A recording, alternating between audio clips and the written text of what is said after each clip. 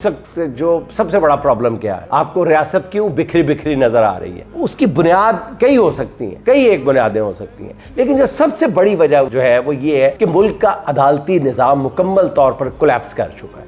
बड़ी बड़ी अदालतें जो हैं, जहां पर इंसाफ जो है वो बेचारा कहीं कोने में घुसा हुआ, मिनमनाता हुआ, बिलबलाता हुआ नजर आ रहा है। खुद मुंसिफों ने आइन से खिलवाड़ कर दिए। काजी फायज ईसा ने आइन का ताबूत तैयार किया था, तो उनकी रिवायात पर अमल करते हुए जजेस ने आइन के ताबूत को कब्र में उतार दिया। सोशल मीडिया पर एक जज की ऑडियो लीक के चर्चे हैं, जिसमें मुबैना तौर पर कहा जा रहा है कि मेरे बच्चे कराची से आए हुए हैं, इसलिए आज ही फैसला करना है। अब खुद जजेस जो है वो फंसे हुए हैं, उन्हें समझ नहीं आ रही कि वो क्या करें। अगर ये नाज़रीन 80 या 90 की दहाई होती तो शायद काम चलता रहता, लेकिन ये सोशल मीडिया का दौर है जहां हर किसी के करतूत का इश्तिहार जो है वो सोशल मीडिया के चौराहे पर लटका हुआ नजर आ जाता है, और इसी गुजरगाह तक आने वाला हर शख्स अपने हिस्से की लानत डालकर उस पर आगे बढ़ता जाता है। इसलिए कौम से खिलवाड़ करने वालों को अल्लाह से ज्यादा सोशल मीडिया का खौफ है। इसी सोशल मीडिया पर मौलाना तारिक जमील ने बहुत ही दुखी दिल के साथ कहा है कि यहाँ अदालतें बिक चुकी हैं,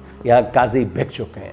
जब जजेस के बिक जाने की गवाही इतनी बड़ी नाजरीन और इतनी मोतबर हो, तो फिर अंदाज़ा लगाया जा सकता है कि बिकने वाले काजी और उनके अहले खाना जो हैं वो कितनी तकलीफ़ में होंगे, और उन्हें भी ये फ़िक्र सता रही होगी कि गलीज़ काजी की तरह उनके साथ भी किसी बेकरी पर डोनट वाला वाक़या पेश ना आ जाए, किसी वक्त भी किसी रेस्टोरेंट में खाना खाते हुए उन पर या उनके अहले खाना पर कोई आवाज़ें ना कसे जाए।